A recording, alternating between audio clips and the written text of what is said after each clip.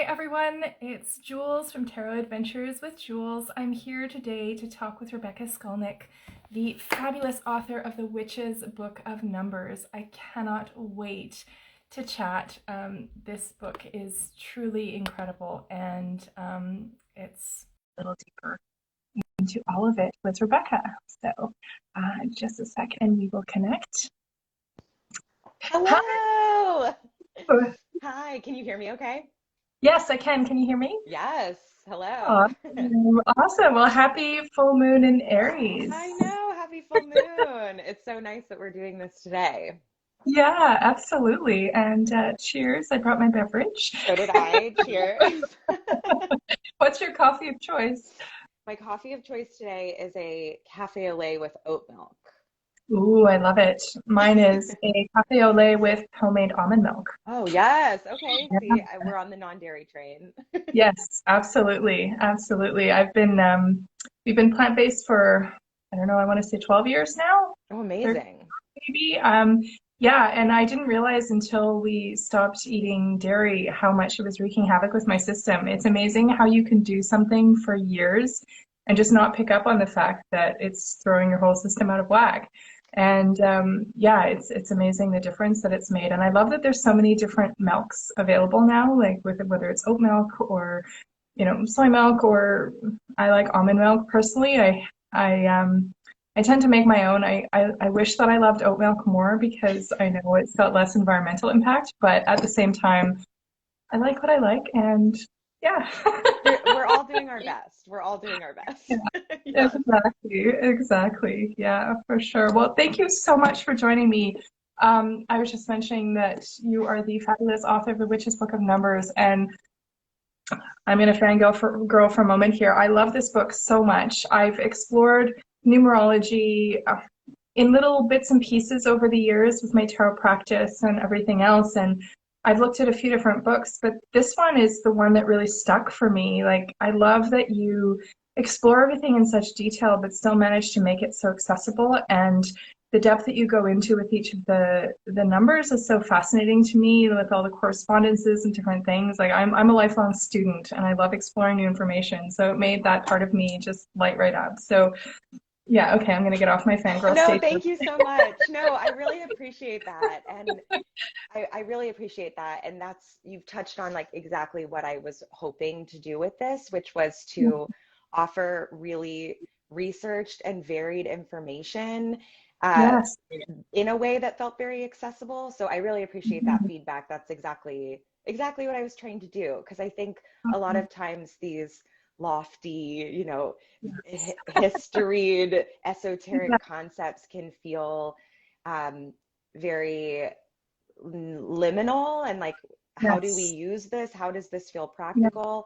And that's something that's important to me with my personal practice, is that it actually has legs in my life. I want to be able to use it here and now, and in ways that support me and support my community and my loved ones. And so I just really appreciate that feedback. Thank you. Well, amazing. Yeah, I love that you touched on the history of numerology in the introduction, but it felt very accessible. It wasn't like cracking open a history text and like going through these slogs and slogs of, and then this person conquered this, and then this came, and it just, it gets kind of heavy. Like, I homeschool my kids, and so I'm constantly trying to find stuff for them that is accessible. We've really gotten into horrible histories in the last little while, and it's a great like tongue-in-cheek way of exploring all these things, and the kids are actually learning from it. And I'm like, this is not that I'm not comparing the two to horrible histories, but You finding those can. things that are accessible, and that don't feel heavy or like a slog, where you can actually, relate to the information. And I loved what you said too in the introduction about your experiences with math in high school, because that parallels mine very much. Like, I was always an art student. I have a background in theater and performance, and I was decent at math up until the grade 11 cross grade that I didn't study for, and then I got shunted down to Mr. Buckingham's class, and he was this like Steve Martin type who thought he was really funny but couldn't teach. And then I got stuck in this class, and I felt like such a failure. And from that point until a few years ago, when I reclaimed math for myself in some capacity, I thought I was horrible at it, and I kind of resisted it. And that whole concept of math and musical, yes, please. I feel like that would be such a great way to help kids connect with math in a fun way, right? But yeah, I could so relate to that. And part of, I think, what is so magical about this book too is it's helping someone who's coming at math and numerology from the perspective of a tarot reader or an astrologer or somebody who's in esoterics or arts or whatever in a way that feels very accessible and very connected.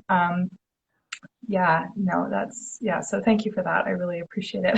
Yeah, no, it felt very important to me. I always tell people that it feels like a big cosmic joke that I have no math skills whatsoever. Like, yes, I have gone on to pass math classes in my academic career, but I have really no math skills. And so I felt like it was also important to let everyone know right up front that, yes, this is going to be a book about numbers. We're going to do some simple addition, but if I can do it, you can do it, kind Yeah, of a you vibe. know, Yeah. that was exactly it. Like it immediately felt so accessible to me because I'm like, okay, here's a person who's coming at this from a very similar perspective to me. It doesn't feel daunting. It feels very accessible. Like everything, even the way you broke everything down with figuring out your significant six felt very accessible. And I'm still kind of unpacking for myself the difference between the different levels. Because often when you go to numerology, it's like, okay, well, you've got your life path number or your birth number, and then you've got your yearly number, but you don't get into the other aspects of it, which it's like looking at your birth chart, right? When you look at your sun sign is one thing, but when you look at your moon and rising and all the other aspects in your chart, like I felt like when I did that,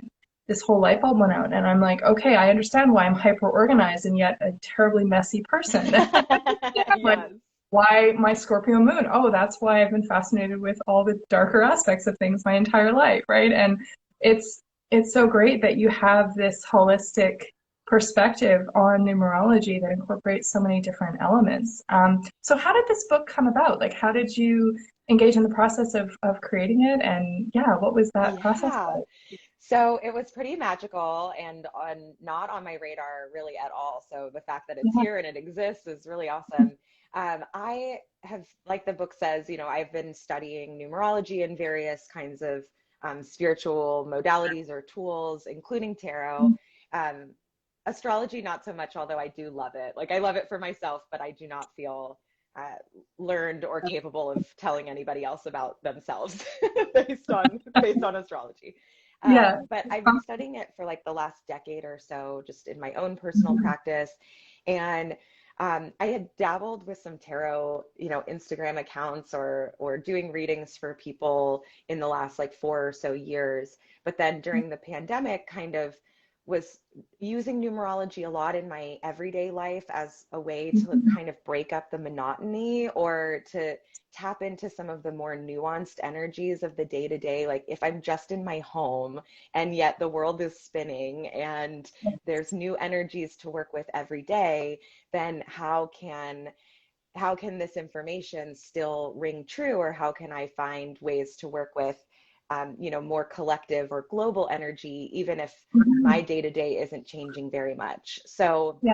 I felt really drawn to numerology again. And to be really honest, I just felt like there weren't a lot of people in my sphere, even in my like witchy sphere, talking about it as a lone practice. There are many people who Yeah. use it in tandem, and there are also some older teachers that have been completely influential to my practice, like Christine Delory, Novalee Wilder, who is still very Mhm. active and teaches Chaldean numerology. Yeah. Remington Donovan uses more like gematria. So there are people Mhm. talking about it. And Yeah. I felt like it was a little nichey. So I just started speaking about it, and I wrote a little zine, and that turned into classes. And then at the beginning of 2021, which 2021 is a 5 year, and Mhm. your community knows that five is the Hierophant in tarot. And quite literally in January of the 5 year, I got a message from Hierophant Publishing saying, Oh "Hey, my we've God.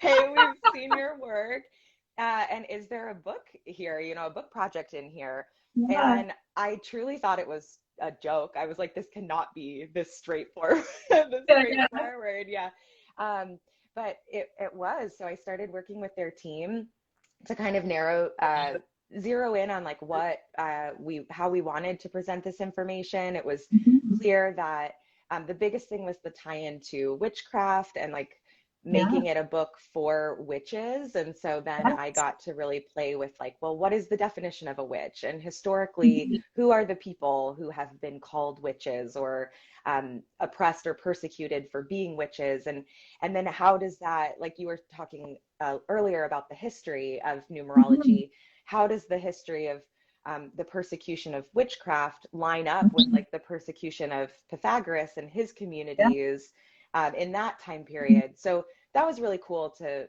unlock kind of those Yeah. parallels or those alignments.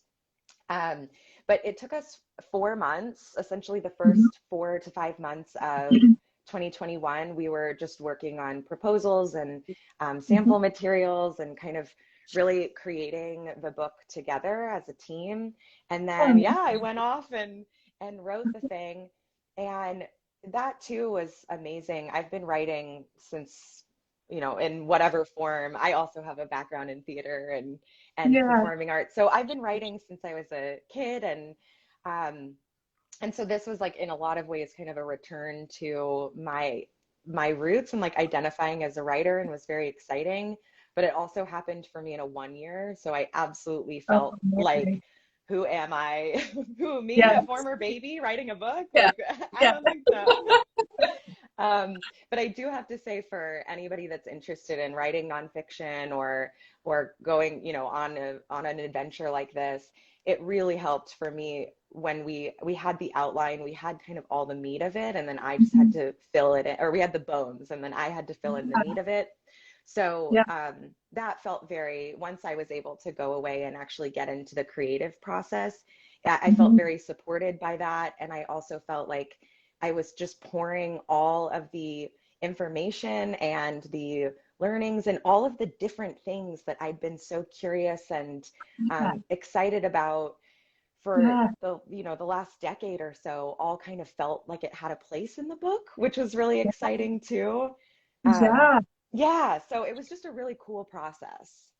Oh, I love that so much. And the fact that you were able to, and it's very evident because for each of the numbers, I made some notes here, but I love that you bring in the sacred shape associated with that number, the tarot associations, the astrological associations, crystals, herbal helpers, myths and legends, and then spells and spreads. Like that is so, it feels like such a holistic perspective on numerology where you can take, I don't know, my husband and I watched this TED Talk on multi-potentialites a few years ago, and I was like, oh, I've it's seen it. me. It's so Hi. good. Yes. So good because it sounds like we're similar in that you have interests in so many different areas. And I think one of the things I'm trying to do as a practitioner as well is figure out how to incorporate all of those different elements, right, in a way that is kind of cohesive and holistic and allows me to dabble in all those different areas of interest. And I feel like, yeah, you definitely accomplished that with this book. And I love, someone just made a comment on this too, that the publisher was so supportive, and that's so lovely because I know that experiences with publishers can run the gamut, right? From super Yes. supportive to not so supportive. And it's so great that you had that support system in place and that structure in place because it can be so helpful figuring out, just filling in that information after figuring out already what that structure is going to look like. That's Totally. one. And the fact that it's a Hierophant publisher, that's amazing. I know. It was so wild. Like, Synchronicity. it was really wild. I called my mom and was like, I've done some Googling. I think this is real, but Yeah.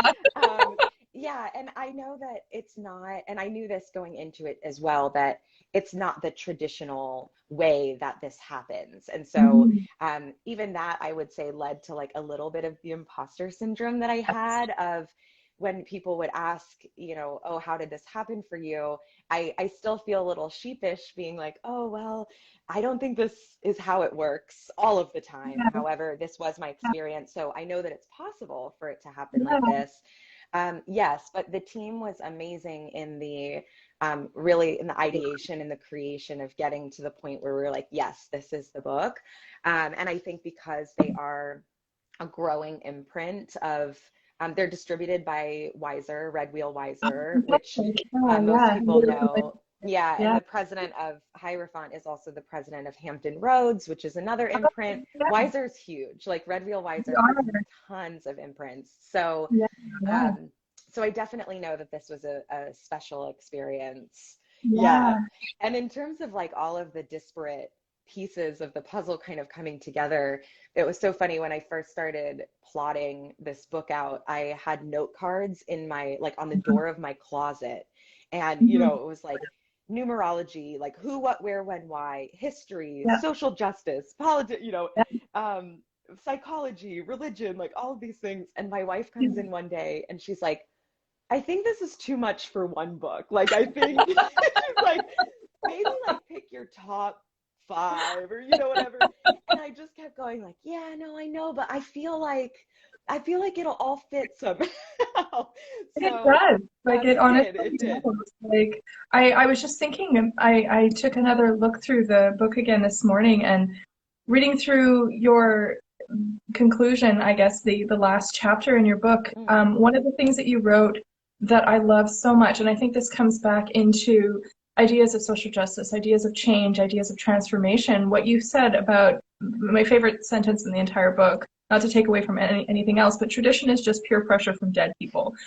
I think I Like, stole I that read from a that and it meme. was like, and the whole focus on being a cycle breaker and moving through, like, that's been such a big theme in my life in the last little while. And so it was just like this moment of like, yes, and being able to use all of these things as tools for personal empowerment, for social empowerment, for, yeah, for incorporating all of these different elements. And like, yes, there's a lot that's in here, but you've done it in a way that's very accessible, like the way that it's broken down, where you go from history and then you go into figuring out your own numbers, and then it's like a detailed description of each number. But even the way that that's broken down feels very accessible because it's like having building blocks and putting it all together, right? Like it's, Yeah.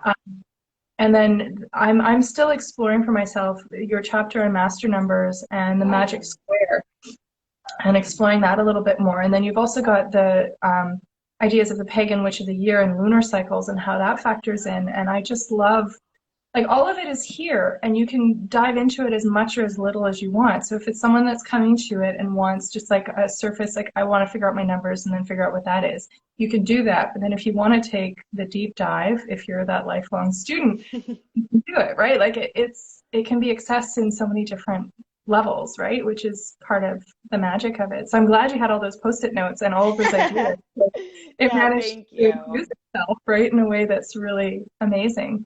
Yeah, that's really, really Thank cool. you. Yeah, that's what I wanted. I wanted it to be a buffet that anyone Mhm. with any interest, like I even wanted people who are like, I'm not a witch, I will never be a witch, to be able to Yeah, come to it and find something. yeah, So there are journal prompts and questions for each number. And yeah, hopefully, a myth or a story that if you're yeah, not interested in anything else other than that, then that's great. yeah, I really did just want to kind of present, which also is important to me ethically. And I know yeah, that I've had a lot of conversations with people who are facilitators or teachers in this mhm, time of saying, like, what is the responsibility of the teacher and what is the responsibility of the student? And yeah, how has that kind of how have the lines been blurred in terms of mhm, everyone really taking care of themselves? And mhm. that's not to say that teachers or facilitators should not have strong ethics and Yeah, boundaries around their work. Like we absolutely need to, but it's just mhm, saying that not everything is going to work for you. And yeah, even I like a cool hope would be that maybe with the first time someone reads it through, they're like, oh, I'm really just interested in my own numbers. But then maybe in mhm, like 5 years, it's something yeah. their craft will expand and then I would be hopeful that this book would be able to continue journeying with people as they Yeah. like explore. Absolutely. Well, I went through and I mapped out all of the birth numbers for my partner and our kids. And it's fascinating to me because I'm a birth number 4, which I've definitely struggled with, like the whole association with the emperor and all of that. Like definitely my kind of journey this lifetime is stepping into my own power and feeling like I have agency over my life and all of that. So you think that that would be a given that's your birth number, but sometimes it can be the struggle point too, right? Four Um, is tricky. Four is yeah, tricky. it Yeah. is. And life path numbers are that's like the whole zoomed out perspective. So Yeah, it doesn't surprise me at all. And it's one of the reasons that uh we and I went with a more fractaled, yeah. lens of like you have many numbers that you can look at, Mhm. is because it doesn't surprise me at all that people wouldn't feel comfortable or connected to their birth number or their life path number, um, Yeah. as they journey, because really it's like this zoomed out perspective. And I think it's one of the only numbers that works on you. Like we don't have much agency over that. Yeah. Like we're just kind of showing up for the ride. Yeah. So, but four, we can talk about four. Four is a tricky Yeah. one for sure. Yes, absolutely. But it's interesting because my husband Dominic is a one, but because Mm, of our birth dates, like I'm June 8th and he's June 17th, so numerologically speaking, we're always going to end up on the same year in terms of yes. our cycles. And it was so interesting because we got married in 2006, which was a 4 year. So it's setting those foundations, it's setting those kind of, building blocks for the future. So it's fascinating to look at that, look at differences and similarities in terms of how it all plays out year to year and different themes and different elements. And I actually legally changed my given names in 2014. And so it was fascinating too to go back and look at my original birth name versus the name that I have now. I kept my partner's last name, but I changed everything else. And yeah, my birth last name was different anyway. But it was interesting because my expression number now is one, but one was my personality number with my birth name. Oh, And then interesting. my personality filter number is now seven, and that was my soul's urge before. And the difference is that my soul's urge originally my expression number originally was eight, and that's not in play anymore. My soul's urge now is three. Huh. So it's one, three, and seven now, whereas it was one, seven, and eight before. And yeah, it just was interesting looking at what you'd written too about abundance associated with the powerhouse, because that's something that I struggled with, and that was kind of a legacy that's been gifted down through my family line, looking at it. So looking at how that comes into play too, like you Yeah. can kind of open it up and look at some of these dynamics and elements that come into play and how they factor out in your life, and it's fascinating. So that was a great tool for that too. I'm kind of rambling here, but Yeah. yeah, No, it's I'm like all fascinating of these looking little at things are I'm buzzing. No, it's so cool that that you're able to see, and that's why I love I really want I know it's more math, but I'm like, if everyone just charts that. all your names, Yeah, um, yeah, because you can see like the energies that stick with you. And then if you're hmm doing this in hindsight, like, yes, you made the choice to change your name, but you hmm were probably not aware of like hmm the chosen energy versus like the inherited energy. yeah, But it's so interesting to see the ones that have stuck and like how they've shuffled. hmm So you yeah. said that your soul's urge was a one, and then one turned into your expression number. Did I hear that right? My personality filter was one, and then that turned into my expression. Oh, And then interesting. seven was my soul's urge, and it turned into my personality filter. Huh. And that three communication as a soul's urge makes so much sense Yeah. because the need to feel heard and to communicate and having that not be something that I really experienced very much growing up, and then looking back at how I kind of claimed that for myself through this transition in my name. And I mean, it was so fascinating looking at the numerology of my new name versus my old name because I never felt like my old name at all. And like, Mm. class when the teacher would call your name, I never wanted to put out my hand because I never associated with it. Oh, I yeah. feel so associated with my name now. And just looking at how that plays out numerologically speaking and the themes that are most important to me, even just with those three numbers and how that plays out, it's fascinating and it's so empowering. And I know that you touched on that, I think, in the book about which name to use, right? Like if you've had Mm-hmm. names over the course of your life, then which one resonates most with you? You can explore the comparison of the two. And I found that really helpful and really empowering. And yeah, it's fascinating to look at all these different modalities. Like Dominic, my partner, isn't really into tarot or astrology or any of this stuff. He's super supportive of me doing it. But every so often I'll look at a synchronicity that happens and I'm like, it's real. It works. Yes. Yeah. Well, we're in similar situations. My wife is the most supportive, like so Yeah. incredibly supportive. But aside from, every once in a while, she'll be like, "Will you read my cards?" But then Yeah. a lot of it is not of interest to her. But we're in a similar situation, you and I, that my wife and I actually have the same birthday. We're not the same year, but our birthday is 7/7. And Yeah. so we will always have the same yearly cycle as well. Like we Yeah. have the same public persona. We're always Yeah. cycling through. And so what was really fascinating personally was to spend, a good chunk of 6, 7 years kind of tracking my own personal yearly cycles and feeling Yeah. into the differences in terms of like how it actually expressed in my everyday life. And then to partner with somebody who was going through the same thing, you know, quote Yeah. unquote, the same thing, but to see how wildly different it was expressing Yeah. for both of us was also like, oh my gosh, of course, because there's Yeah. each of these numbers has a whole of expression, Yeah. or, you know, at its like most reduced, you can say two sides of a coin. So Yeah. it's funny to see how like thematically we're going through similar things, but it's just wildly Yeah. different circumstances. Yeah. It's funny because I want to go back and map out more now, like around the years where our children were born, and like we had a lot of upheaval. Like when I met Dominic, he was working on a master's in aerospace engineering, and then we went and taught English and career for a year and came back, and I did a master's in theater history, and he did one. He switched to archaeology and What brought a science background. scholars? Can I have And dinner at your then, house? oh, it's fun, but everyone's like, oh, that's totally different. But he actually brought the science into play with archaeology, so it actually was very much in line. And then we went from Calgary to St. John's, Newfoundland to do his PhD in archaeology. And as he was finishing, we realized there was no work in his given field, like the jobs were, you know, not available. Hmm. And so there was this panic moment. So we ended up taking a leap of faith move to Victoria on Vancouver Island across the country, packed our three kids in the car and went spent a couple of years there and then did RV travel. But there's been all these kind of catalyst moments in our life where we just took a complete about face and change. And like we've been together maybe, I don't know, I can't remember how long, but I said to him, like, what would you say to me if I said I was going down to South America to teach English? He said, I'd go with you. And it's been a theme over the course of our relationship where these big shifts and changes happen, but we're always on the same page with it. And it's Mm. fascinating to me. So I'd love to go back and kind of map that out. And even before we met, there was some kind of significant things that happened in both of our lives. And it would be so fascinating to kind of look at it on a timeline and see how that all kind of came into Yeah. play, right? Because there's that sense of synchronicity with those big choices that's always been there. And I've always kind of noticed it. But looking at it numerologically, it's kind of like, oh, that makes sense because we're actually in the same year and we're doing the same. He now works as a Yeah. web developer, so he's moved away from all of that. But yeah, it's just fascinating to look at all those changes, right?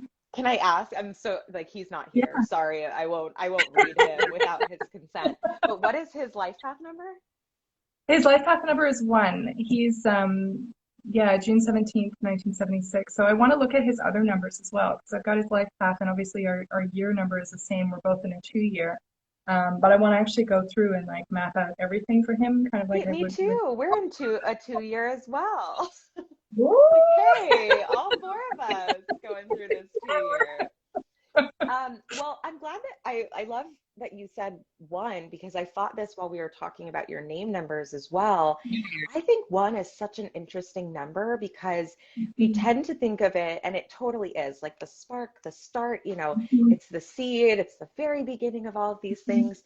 But one like can really pack a punch. And so Yeah. not only is it yourself, which I felt that when you were sharing about your name numbers, how it was the personality filter. So like you met the Mhm. world really wanting to like be in your own body and like be your own Mhm. person. And then when you changed your name, it actually was brought into the expression, which is the full Mhm. name. So all of a sudden you stepped into like this fullness of the one. Mhm. But it's also the trailblazer. So I think it's a number that Mhm. really begets a lot of change as well Mhm. of somebody who is a pioneer, who isn't afraid necessarily to make the change or to go after something new, or to switch it up kind of in between, Mhm. kind of always seeking or always catching that fresh start. So it makes Mhm. a lot of sense to me that the two of you with a whole lot of one energy, but then also, and we can talk about this in a second, the magic square might be a really cool way for you to Mhm. dive into kind of comparing your two charts as partners, in Yeah. addition to the yearly cycles, of course, which are my favorite way of looking at anything. Yeah. Yeah. Um, but the magic square will put the numbers of your birthday in kind of a chart. So you might see Mhm. it's not your life path number per se, so you might see some different things, but 1 and 4 are both practical numbers. So Mhm. the two of you are like, yes, let's do it. But then it also feels like a grounded decision Mhm. for both of you in a weird way. You know, what others might not see as grounding, you're like, no, actually, this works. Yeah. Yeah, no, absolutely. And I'm curious to look at that as well. Because we have a lot of similarities in terms of our numbers too, like 1976, June 17th. Like, yeah, there's just a lot of crossover. So I'm excited to explore that. That's really cool. Yeah. So where did the magic square, is that something that you had found and incorporated into your practice? Is that something that you created or No, I definitely did yeah. not create that. Yeah.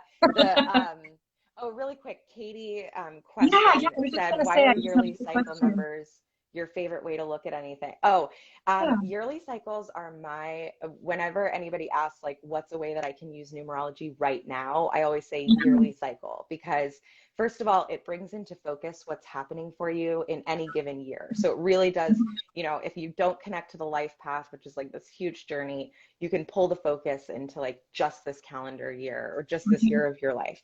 So that's the first reason, because it's like present, what's happening today. Mhm.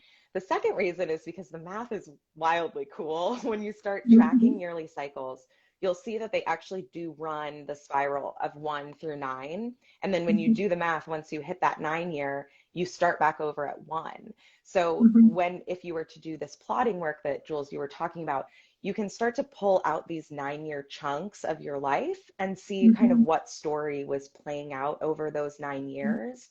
And sometimes they can be quite radical. Like I moved to New York in a 1 year, and then Mhm. 2020, which was, you know, the great slowdown, the great Mhm. shutdown, was a 9 year. And so it was a lot Mhm. of like, for me personally, it was a lot of, okay, we're here in, I live in New York.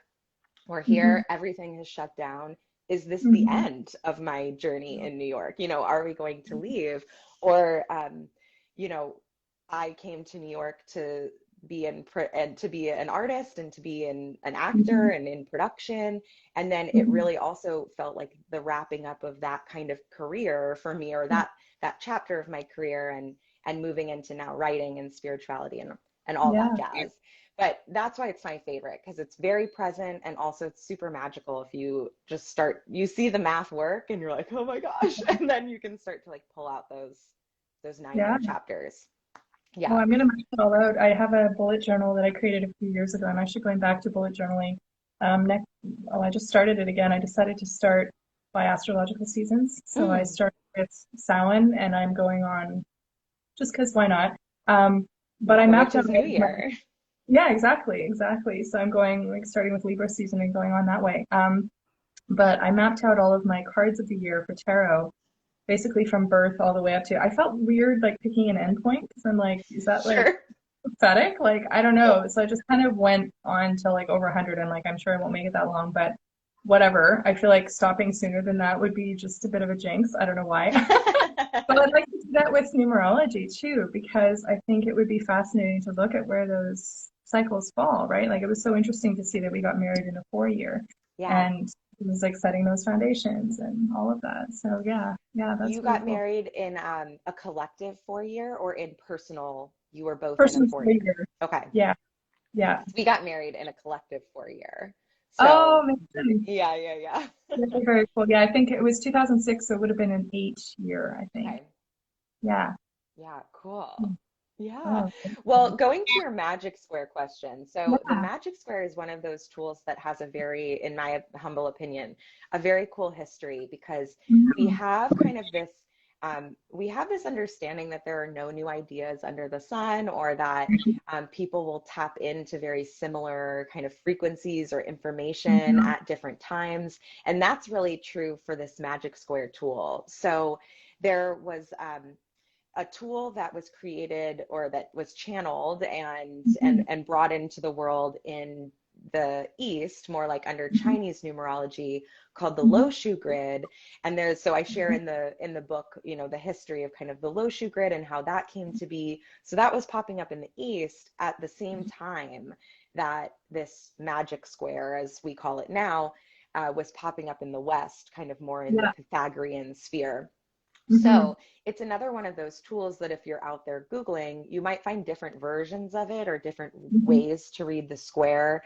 There are Mhm. also, if anybody's interested in sacred geometry, there are Mhm. tons of squares that you can look at, like mathematical squares of Saturn, square, you know, a lot of them Mhm.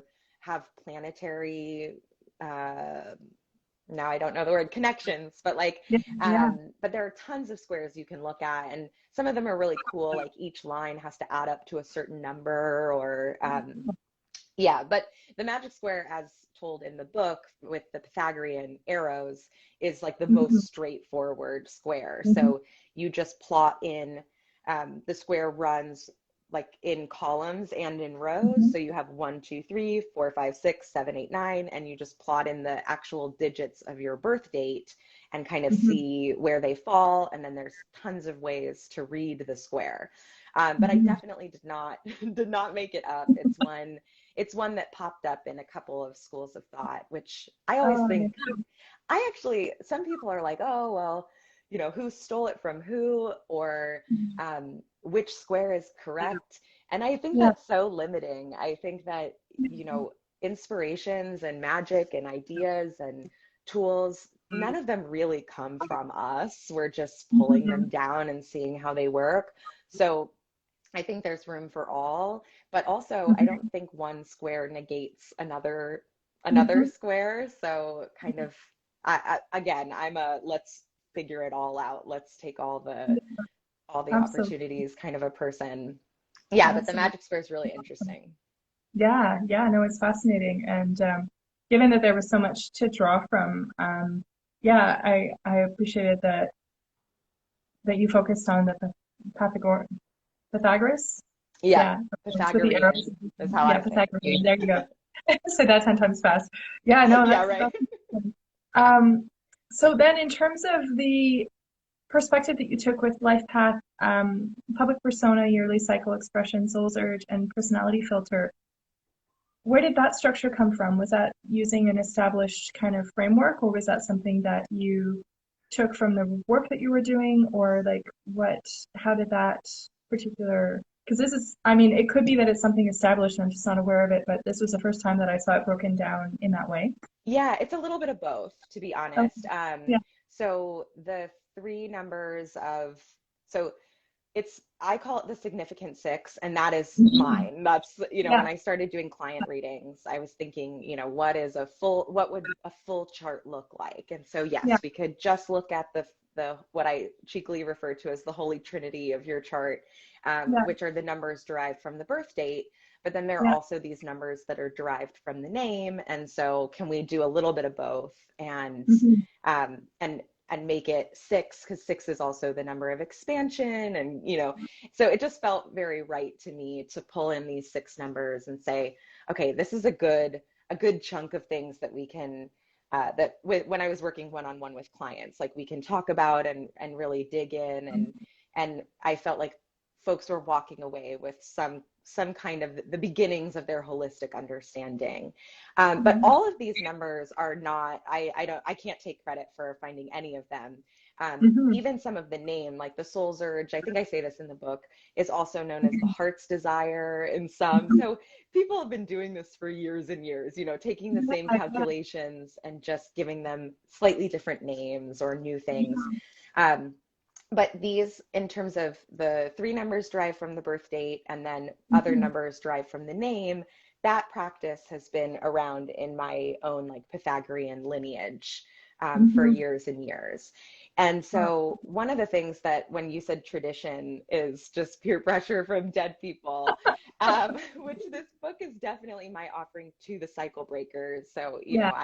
I fancy myself one of them, and I know you are as well, and so many people that I know are doing new and radical and wonderful things, within themselves and their own families and lineages, and then of course culturally. But one of the things that really stuck out to me was when you look at a lot of sources for name numbers, they're Mhm. very strict, like you must use the Mhm. birth name.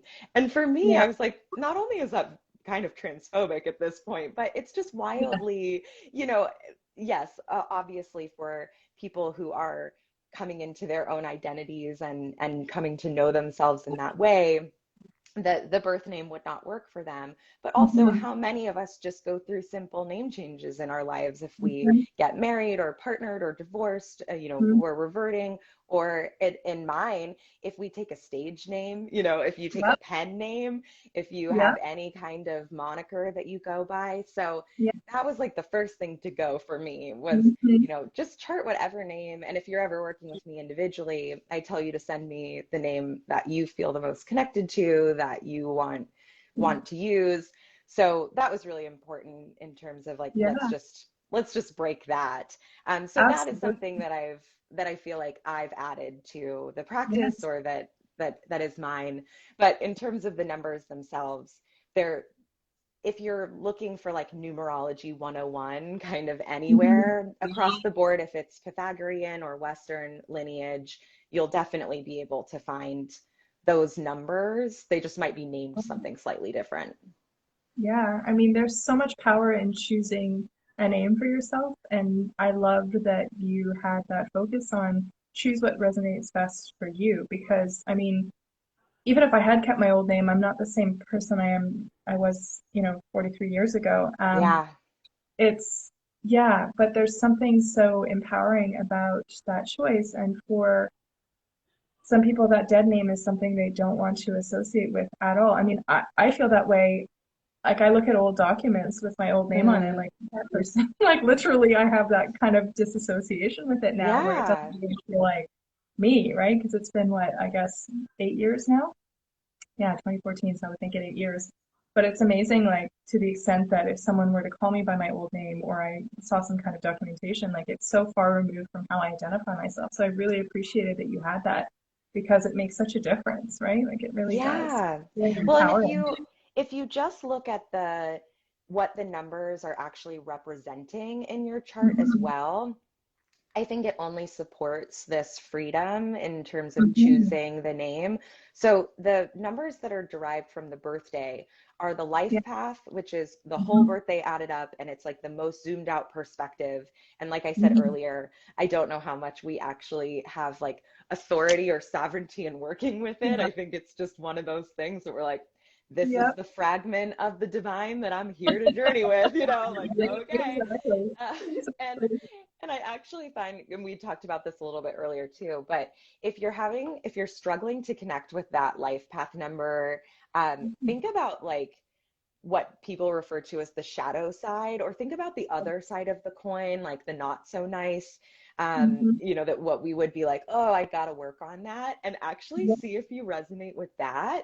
Because for me, like I'm on 100%. an, yeah, like I'm on an 8 life path, which is all Yeah. like confidence and empowerment, like, yeah. And sure, hopefully in my lifetime I'll get there. But if I'm being honest, I probably connect more with like insecurity or doubt Yep. or not feeling like I'm the Yeah. one to do things. And that for me, you know, is like, okay, that's my challenge, or that's my area of Mhm. growth, or that's something that I'm here to tussle with. So Mhm. I'll get off my soapbox now. But yes, so No, in that terms makes of so the much life sense. path, I Yeah. feel like you can look at the flip side and Yeah. see if that Absolutely. connects a little bit more. No, that But makes so much sense. Yeah. yeah, Sorry. no, Yeah, no, no, no, that please. makes sense. It's like with tarot, right? When you're pulling a card, I don't work with reversals in that I keep all of my cards upright. But sometimes I'll pull a card and it's obviously the reverse meaning or the shadow side of it. And even with working with the Emperor, like in 2020, I did a deep dive into that card. Same with the Hierophant, actually, in 2021, because those are the two cards that I struggled with, I think, most. Mm-hmm. The structures and the hierarchy and the rigidity, and it's all about structures and kind of, I'm rambling here, but like those Yeah. things that are so rigid and so fixed and so kind of patriarchal and dominant. And so it was really interesting kind of trying to reclaim those cards and find a way of engaging with those archetypes in a way that makes sense to me and feels empowering rather than taking away. And a lot of that was exploring the shadow sides and the shadow Mm. aspects of those cards and figuring out a way to kind of make it work. But I think that's so empowering when you look at the life path number, and if it's something that you don't resonate with or don't feel strong in, there's so much room for exploration and for um, discovery and kind of unpacking who you are and how you fit in the world, and all of that that can be associated with the struggling, Yeah. the shadow aspects of that, rather. Yeah. Yeah, definitely. And that's the long game, right? So Mhm. that also is not the energy that's going to, it's kind of like the white noise in the background of most Yeah. of your days, right? It's not going Yeah. to be this very present, or maybe it is, but like in most cases, it's not going to be this energy that's like screaming at you every day, like you're on an eight life path, you know? So Yeah. then that's why I said the yearly cycle can really bring like Mhm. presence and focus to whatever it is. And then I see the public persona, which is just the month and the day, as kind of bridging the gap. It's kind of, you know, Mhm. who are you showing up as? And yes, Mhm. this energy can be a bit performative because we Mhm. definitely have characteristics or habits or tendencies when we're speaking Mhm. with people or kind of out there and visible than we do when we're alone in our own space. So, Yeah. but it's also kind of like what's in your knapsack, or like in a video game, kind of Yeah. what's in your tool chest. You know, what are the skills that you have? Are Yeah. the tips and tricks that you use to kind of navigate the world around you? So those are the Yeah. three that come from your birthday. And I think Mhm. that's a great place to start. But then pulling Mhm. it back to the other three being your name numbers. So the name numbers are the expression, which is Mhm. really sometimes can be you know, if this is your birth number, or your, excuse me, if Mhm. you are using your birth name, this can be seen Mhm. as your inherited blueprint, like what was Mhm. given to you Mhm. as in terms of how you are going to express. But then the other two numbers are your soul's urge. So like I think of this as in terms of like your aura, like what is the closest to the chest? Like what's the most meaningful Mhm. to you and like the most comfy? And then the personality filter number is like, what's the Mhm. outer crust of you? You know, how are you taking in information? How are Mhm. you providing information to the Mhm. world? And kind of what's touching, like what part of you is away from the world and what part of you is touching.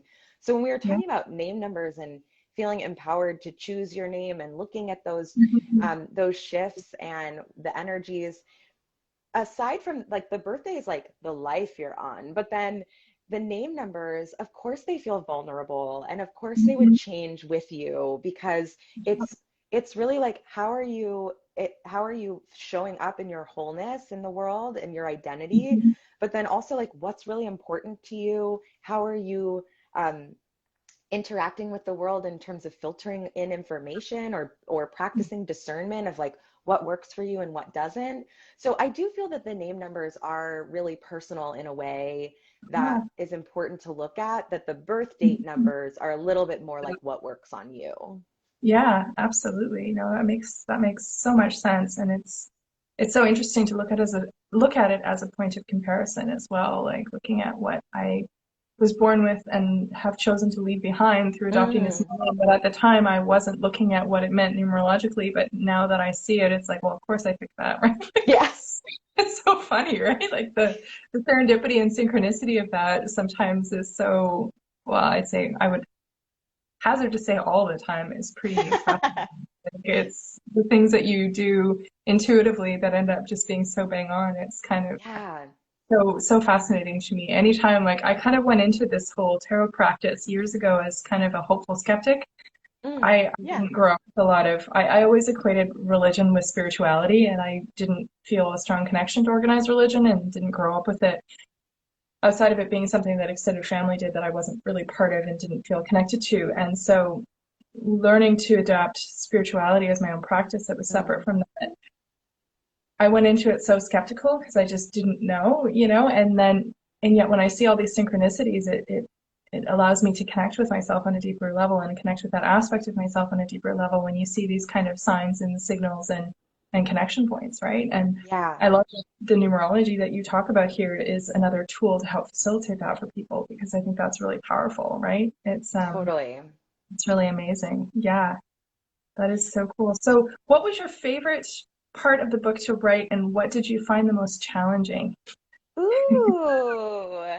Um, ooh, this is so interesting. I think my favorite parts of the book to write were the numbers themselves, and kind of on a technical level, like what are all the things that I want to dive into? So we're going to have the information right up front, and then writing a letter. The letters to the life paths are, well, that's what they were originally. Now we've opened it up to being like it, you know, how it expresses in your significant six, which Yeah, is definitely the way, you know, two thumbs up, like the way to go. But at yeah, first it was love letters to the life paths, and those were really beautiful to yeah, write because I just felt I felt like it was the part in the book where I was writing directly to like the number itself, but also to like my best friend who had that life path and like what do I want them to know about themselves. yeah, And so and that felt different than the other pieces of the book that I was writing that were more informative. Like this one, yeah, it felt like I was writing a love letter. So it yeah, was, you know, what absolutely. do I really want you to know about Mhm. the divine, wonderful, capable being that you are? So I think that that was probably my favorite were those love Amazing. letters, Yeah, as well as compiling kind of all of the different disparate pieces of the mhm, numbers and like how we can look at them. yeah. The most challenging, I actually think the most challenging part of it was probably that magic square chapter Yeah, because there are so many ways to use that tool um, and it also is the kind of tool that can become very rigid in like if mhm, you're looking at the arrows. So I'll just speak for my own magic square. So I have nothing in the column of 4, 5, or 6. And so that is the column of determination or frustration, depending on whether it's full or whether it's empty. So for me, yeah, it's empty, which means I you know, I have this completed arrow of frustration, and that yeah, totally resonates with me. But I wanted to make sure that I was sharing that information in a way that wasn't just like, and if you have this arrow or don't, you either have, you know, it's this or it's that. Like pulling, yeah, kind of pulling, I want the whole book to be living outside of binaries as yeah, much as possible. But I felt like the magic square was like a lot of information, some of it mhm, very technical. And so I wanted to make sure that it wasn't just hitting those poles of like this yeah, or that, and that there was more information for people. That was definitely the chapter that my editor and I worked the most kind of in depth on together because it was a lot of like, oh, we're so close to it being, you know, accessible and still easy, but it definitely was like that was the one that we worked the hardest on making sure that all yeah. of the information was there, but also written in a way that didn't feel too rigid. Yeah, absolutely. Yeah, that I admit is the part of the book that I had looked at least up until Yeah. the beginning. Because, and that's why I Okay. asked you the ridiculous question about, did you come up with this?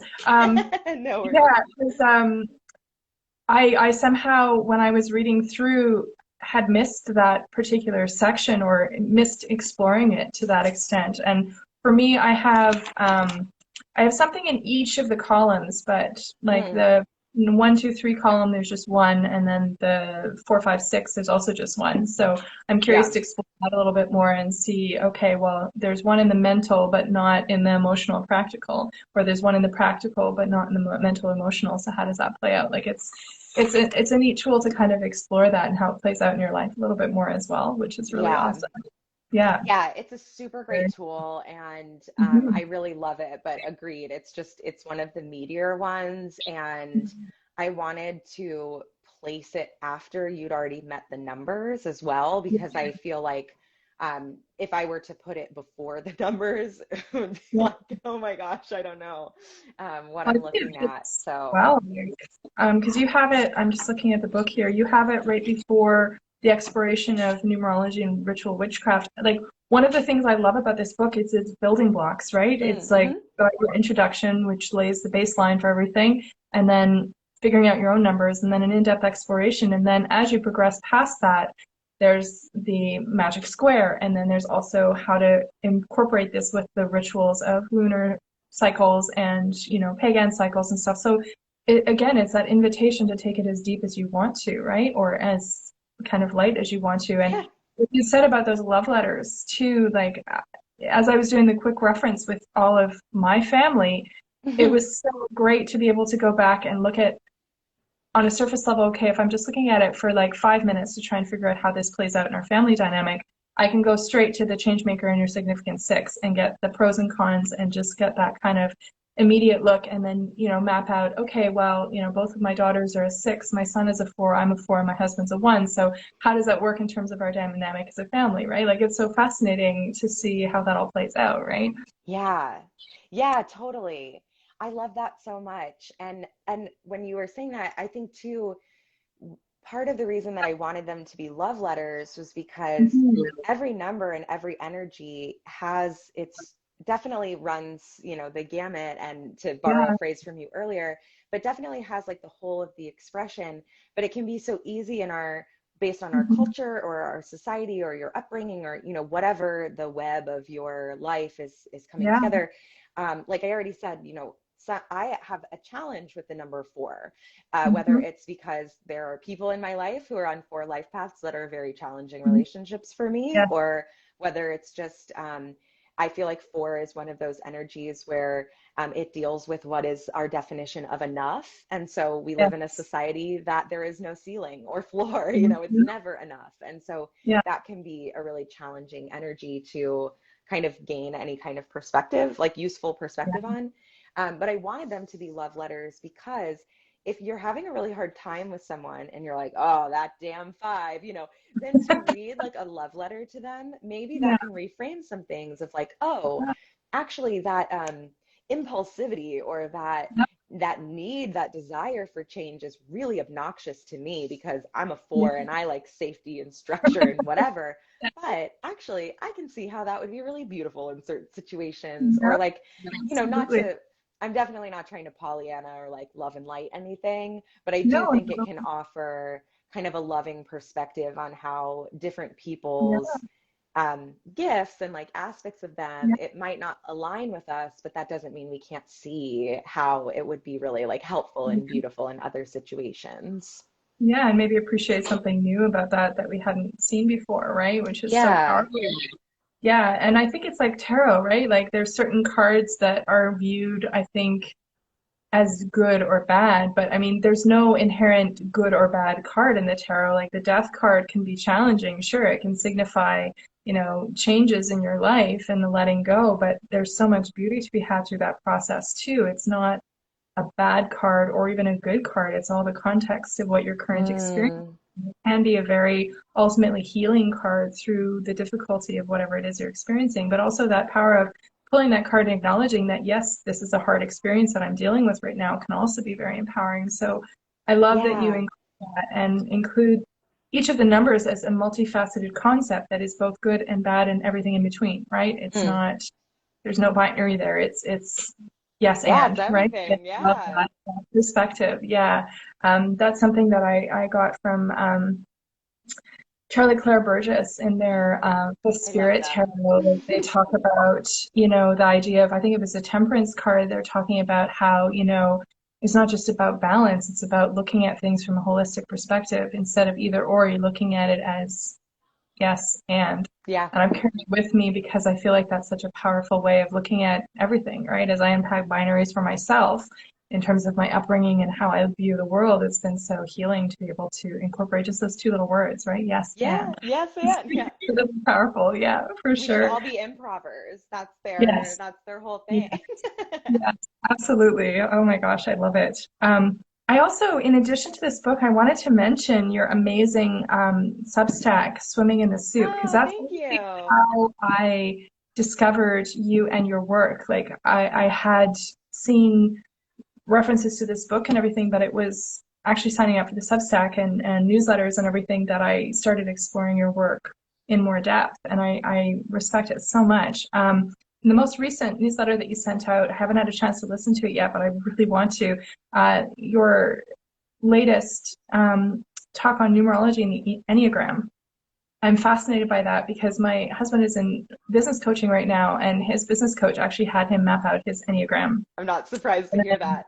I Yeah. was looking at my Enneagram, and he's a five and I'm a two, and we were looking through the descriptions, and it was like, yep, of course.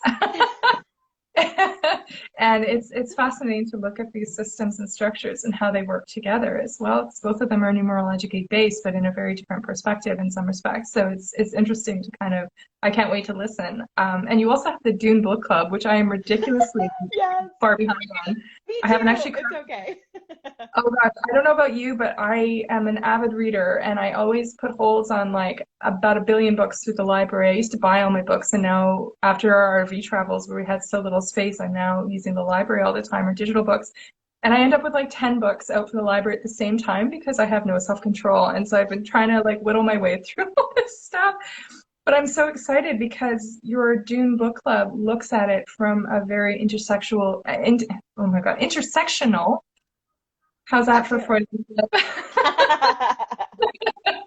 But intersectional and nuanced perspective, which I think is really great because sometimes there's books that are written at a certain time or period that can be kind of very one track in their perspective. But I love that you're Mm. unpacking it and looking at it from such an nuanced and expansive perspective. So Oh, that's thanks. cool. Thanks. Yeah, Sits, swimming in the soup. Sits has been it's funny. It was like, what is my next project after this book? I had had Mhm. a podcast previously that I loved Mhm. doing, but it was very clear that it was coming to an end. And so I spent the first 6 months plus of Mhm. 2022 kind of just waiting, not so patiently, but like, Yeah. waiting for like, what's the next project? What's the next thing that is going to come in and want my eyeballs? And so one of the things that is really important to me is building a container for all of the things that, this multi-potentiality, like all of Yeah. the things that are interesting to me. And so swimming in the soup just felt like the place to do that. And Mhm. Substack felt cool. And I was like, yeah, Yeah. I'm a writer now. So Yeah. it's fun. I every 2 weeks or so, I say or so because I skipped one, but every 2 weeks I put out a new episode of that podcast, and then it comes with newsletters or ways to read the information if you'd rather do that Mhm. than listen. But Yeah. yes, so numerology and the Enneagram, that one was really interesting. I'll be curious to hear your thoughts because Yeah. it was one of my most requested topics Mhm. or something that I always get questions about. And Mhm. I don't use the Enneagram and actually have been very turned off to it because it Yeah. has a lot of religious ties and like ties to Yes. Christianity, or a lot of practitioners that are using this information are either super corporate or, Mhm. really capitalist corporate or Yeah. super religious. And I'm like, well, neither of those vibe with me. So Yep. like, I don't think this is going to be it. Yeah. So the episode goes into like the history of the Enneagram, which is Yeah. fascinating, Yeah. and kind of how it got to those, like how it broke off into these two streams of like business psychology Yeah. and evangelical Yeah. Christianity. And then I actually do kind of compare and contrast the systems. And Mhm. that led to a little bit of a softening for me personally when Mhm. thinking about the systems, because what I did was I looked at, rather than looking at like one and one, two and two, three and Mhm. three, which are wildly different. I looked Yeah. at like, what is my life path number in numerology and what is my Enneagram, like my main core one of the nine in Enneagram. And even if they're Mhm. different numbers, are they getting to the same energy? And actually the answer Mhm. was yes. Like Oh, I awesome. found alignment, even though it wasn't the same digit. Yeah. It was like, what is this system trying to get at? Yeah. And what is this system trying to get at? And it was very Yeah. similar. So I'm not a convert. I'm not going to be using the Enneagram. Sorry, everyone. But I'm not going to knock the Enneagram like I probably would have before I did this episode. But Yeah. yeah, it's interesting to look at the systems, and the Enneagram in particular was really wild to I listened to a lot of Christian podcasts actually Okay. in advance of, well, while researching this episode. Yeah. And so it's interesting to see how the Enneagram itself has kind of created tension in Christian communities because Interesting. it's very big, but it's not Oh, theologically aligned. interesting. So, Yeah, see, I didn't realize any of that. I didn't actually realize what the roots of it were. I just kind of saw it as this thing that a friend mentioned, so I looked it up online, and then through Dominic's exploration of it, through his business coach, and then through getting a book from a new friend that was based in, it was a Christian book, and I was like, oh, okay, I didn't realize there was that association, like facepalm moment, right? Um, so I think part of the reason I gravitated to it first because I didn't realize that there was those associations, which just goes to show you need to do your research. Which isn't to say that I can't get something from it, but it's good to know where things come from as well and what the Totally. sources are, and just kind of look at what you're getting yourself into, if that makes sense. Yeah. Um, and it's fascinating because I'm a two. To me, I don't associate that with my birth year number so much because it's more of that kind of emperor structure, whereas a two is like the helper, and that feels more like Libra rising, right? That like people Yeah. please things. And when I got the quiz results, I was like, you have to be kidding me. I'm like, this is me, but I don't want it to be me. Like this is all the aspects of myself that I'm trying to like not move away from, but kind of reconcile, right? But it was just so interesting. Like it's almost like tarot, you pull a card and you're like, yeah, that's the thing I wasn't willing to look up to, but or face up to, but now I got to do it because it's sitting Yeah. there in front of me in this card, right? Like, but yeah, no, it's so fascinating. And then also picking like how much of this do I want to explore or integrate in my day-to-day life and my day-to-day practice, right? Is this Yeah. something that is interesting to explore, but then I can put it aside as something that I referenced, or is this something that I want to, like you were saying about incorporating numerology into your day-to-day life and having that as a tool? And it's so interesting to look at all these different modalities and practices and figure out what you're going to incorporate and to what extent, right? Is this like a Mm-hmm. brief reference, or is this something that's going to become an integral part of my practice, right? So it's fascinating to look at that. Yeah. You were saying at the beginning of our chat about astrology and how it's something that you like dabbling into for yourself, but not necessarily reading for others. Yeah. And it's such a complex discipline. Like I'm still trying to wrap my head around day-to-day transits and like all of that kind of stuff. I can work my way through a birth chart now, but yeah, there's so much to explore in that, and it becomes so complex. And it's like, how much do I want to delve into this, right? Yeah. Yeah. Yeah. Oh, yeah. I wanted to ask you about that too. What's the inspiration or direction Oh, of the cover of the Witch's Book of Numbers? It's such a beautiful cover. It absolutely okay. is. It's Love to know such a more. beautiful cover. I'm just gonna hold it Yes. up.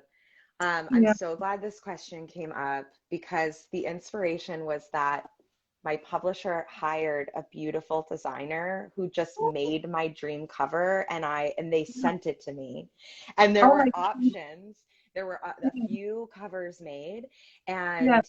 and it was the easiest decision I've ever made in my life to go with this cover because not only is the cover gorgeous, but the color palette is also very me, like the teal with the yellow, like it just was gorgeous.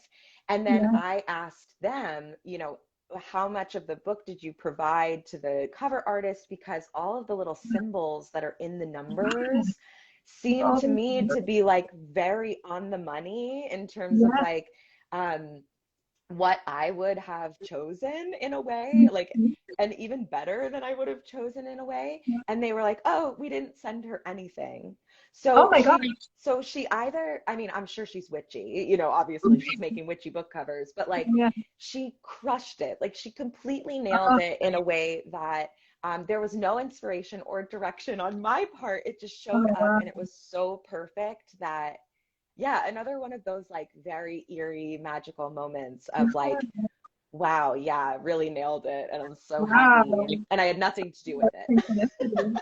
That's incredible, but the synchronicity of it, and I feel like sometimes like it's possible to overthink something, Mm, and maybe if the artist had received a copy of the book, there it wouldn't have been the same because there would have been yeah. there's so many different elements to it, and yet somehow they managed to encapsulate all of it without having read it in a way that was so in line with not even just down to the Yeah. colors and everything. That's fascinating. Oh, that's Yeah. amazing. Oh, I love that so much. It's good. Um, Another thing I wanted to mention in one of your newsletters, you mentioned that you are participating in the Gathering of the Witches, October 21st to Yes. 23rd. I'd love to find out more about that as well.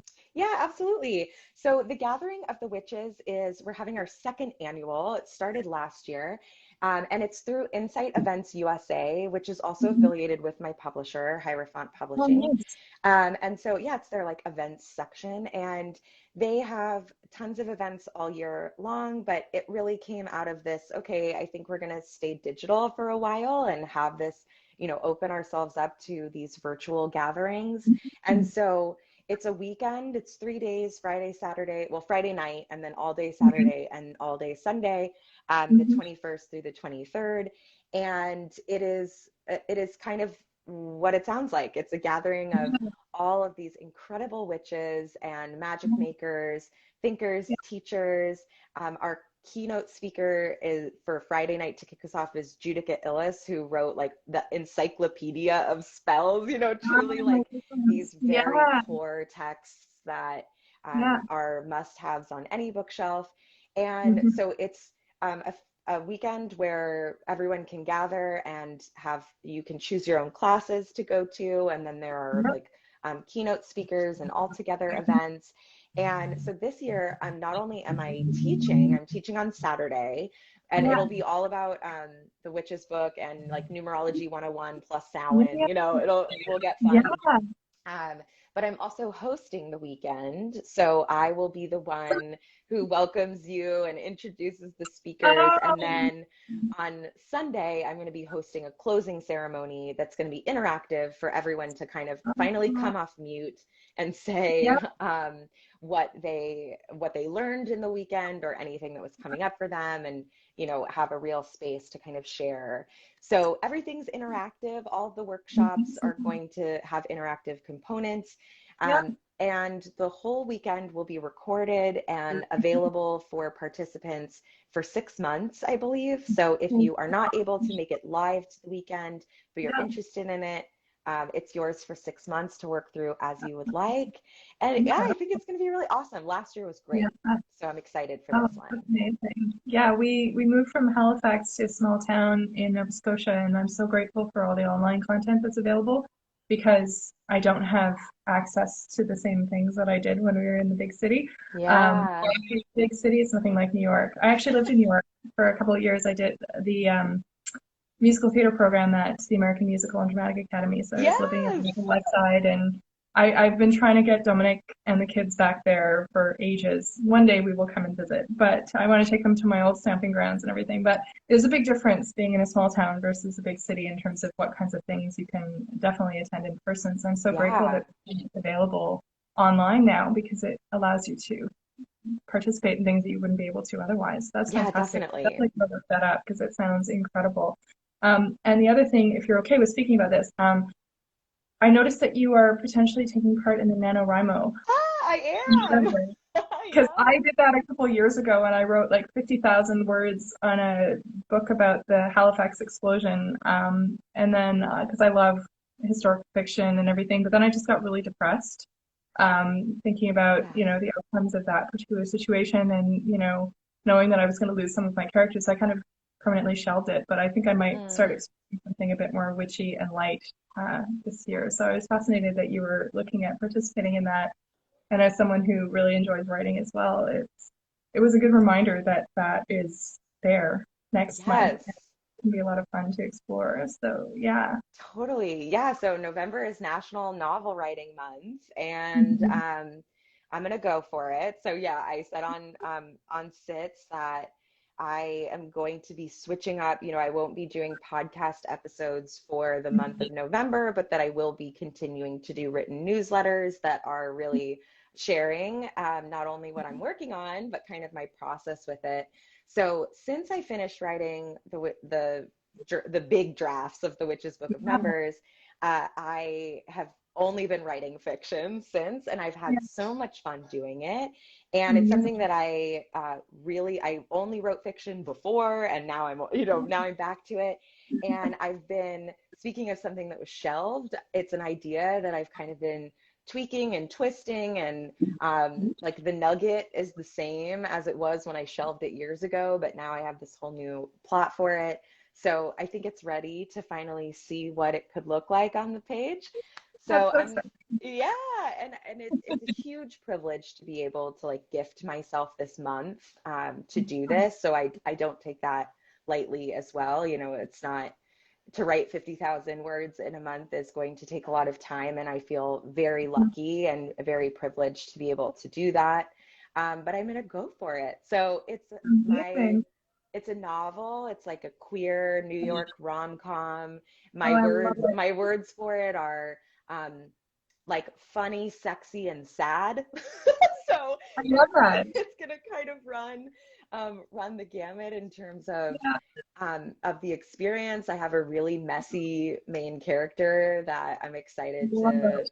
yeah, like I'm Yeah. excited to see what she has in store. And yeah, I'm one of those writers who I like to have kind of the touch points along the way, Yeah. but then a lot of space to kind of be surprised with what's coming up during the process. Yeah. So I'm hopeful that I have prepared enough to be able to do it. But I'm really excited. Yeah. So Oh, that sounds if anyone incredible. else is doing it, please be in the trench with me. We will start a Discord or something. Yeah, no, I'd love that. I think I might jump in and go for it as well because I've been away from writing for a little while. Like I just kind of put that on the back burner, but I think it Yeah. would be a really great creative outlet. And yeah, I've been getting into a lot of queer rom-com in the last little while. Delilah Green Doesn't Care, and Alexandria Belfleur has some really good stuff. And there was another one that I read recently Ooh. that was really good, and it was focused around like a cooking show. I can't remember Okay. the title off the top of Oh, my is it head. Love and Other Disasters? Yes. Yes, I just finished So that one. good. It was So amazing. I good. loved it. I'm obsessed with cooking shows. I didn't I've been cooking my whole life and I used to have a food blog and all that kind of stuff. So like the whole food centered focus is just Yeah. like I love that so much. It was so great. Yeah, so I'm very excited to see what you come up with Yes. that. Oh my gosh, I But loved no that pressure at all. one. Like whatever, like it's Look, a great kind of putting your toe back in the waters of creating and stuff for me at least because yeah. it's easy to get away from it with day-to-day life and everything else but that's amazing. It's so easy. And I also see Katie saying I often attempt it, but that's about it. I am Yeah. fully prepared. Like, that's always kind of the plight of going public with anything is you're like, okay, extra accountability, but also if I don't do Yeah. it, then I'm gonna have to tell people about Oh that my gosh, too. I'm so sorry for putting you on the spot with that. I was just Oh like my gosh. No, I've publicized it. I'm telling people. So I am fully going to, I'm fully going to show up for whatever happens. And if in a month you hear from me going like, yeah, I totally blew it, everyone, like it was a no-go, that's okay too. I think that it really, I hesitate to use the word should, but it should be fun and it should be yeah. creative and it should be something that you enjoy doing and that you look forward to. And also, it is a little bit of a discipline slash devotion in that if I just sit down and write every day, even if I don't hit the word goal, then that to me will be a success. So I think it's important in big, like communal endeavors like this Yeah. that yes, we absolutely have lofty goals and we go for them. But we have to define like what success is for ourselves in that. Because if it's Yeah. even just like for me, if it's getting up and writing every day, I don't really Mhm. care what else happens. Like that for me Yeah. would be successful. Huge. And having that setting that goal for yourself and being public about that goal also sets a certain amount of accountability. Like I know for me, I need to tell people that I'm doing things in order to like get my butt out of bed and sit down and actually do Yeah. the thing. And like the last time I did it, I found having that community of people and just watching, my word count go up every day was hugely inspiring. And to know that other people were doing it with me, there's that sense of kind of camaraderie and community there that can be really helpful, I think, in Totally. that emotion too, right? Yeah, no, you've totally inspired me to jump in and do that again. I Yay. really wrote a first little like for me, as a 43-year-old person, I find there's so few people in rom-coms that are older and that have kids Hmm. and have Yeah. marriages and have day-to-day concerns and bodies that are creaky when they didn't used to be and like fatigue and like all of those things. Everybody's young and everybody's, like there's more diversity now in terms of characters that are represented, which I think is Yes. fantastic. Not everyone is, able-bodied and doing whatever, but I would like to kind of explore that a little bit and see, maybe somebody who's a little like me in that You know? Yes, and you'll have an audience for that because you're not Yeah, alone in that experience. And yeah, so I'm so glad that you brought up Love and Other Disasters, which has yeah. the first book that I've ever written with like a true non-binary That's protagonist me as or well. lover, you know, Yeah, which was so beautiful to yeah, explore and to read and to say like, yes, how has it taken this long? And how, yes, absolutely, we need this. And so yeah, yes, I firmly believe that there's an audience for everything and that, yeah, finding these ways, like, um, even my like first thought to myself was like queer Sex in the City. Like, what would it yeah. look like if it was queer and every love interest was different and not just like another white man, Yeah, Um, exactly, so exactly. yeah, so even Yeah, just those like nuggets of what is it that is representative and special about that and mhm. necessary. What Yes. perspective is needed right now? So yes, I can't wait to Yeah, read. yeah, no, that'll be. Thank you for inspiring me to do that. And yeah, Yeah, and thank you again. I just realized that I've taken you way over time. I've enjoyed our that's okay. I conversation was loving so it. much. Oh my goodness. And yeah, for anyone who's hasn't been here for the entire chat, we're talking about the Witch's Book of Numbers. That's probably evident from the title of this, but um, yeah, it's an incredible resource, and I'm so grateful that you wrote it and put it out in the world because it's such a great reference. And I know I've explored other numerology books before, like I said, but this one is like now elevated to the go-to because Oh, thank you. it's so multifaceted and nuanced in terms of the information you're presenting, and I find that super helpful in terms of, like you said, making numerology part of your daily practice. So the Mm, fact that there's tarot associations and astrological associations and herbal references as well, like that's super helpful in terms of how to integrate and build this into your day-to-day experience. So yeah, well, yeah. thank you so much for meeting me and Thank you chatting, for and it's having been really me. fantastic. I've thoroughly enjoyed it. And I yeah, know. I'm so thrilled that however, we were connected in this yeah, large digital landscape that it happened. I do yeah. have to just thank you so much for the work that you're doing and for your like enthusiastic support of my work. It has been so lovely and thank you for going on all of the journeys with me. But yeah, thank you for all of your work as well and all that you share and do and the community that you create. It's just, I thank you for allowing me to be a part of it. Oh my goodness, it's such a privilege to be able to speak with so many creators in our community. Like I'm constantly in awe of the skill and talent that everyone has and the creativity. It's really Yeah, it's very inspiring. So thank you as well. Yeah, no, yeah. really wonderful. Oh, this has Awesome. been great. Yes, very much. And thank you for joining us, Katie. That's really fantastic. It's been great to hear all your questions and incorporate that into the chat and everything. It's really fantastic. So yes, well, I hope you have a wonderful rest of the weekend Thank and you. You as well. Yeah, and again. happy full moon again.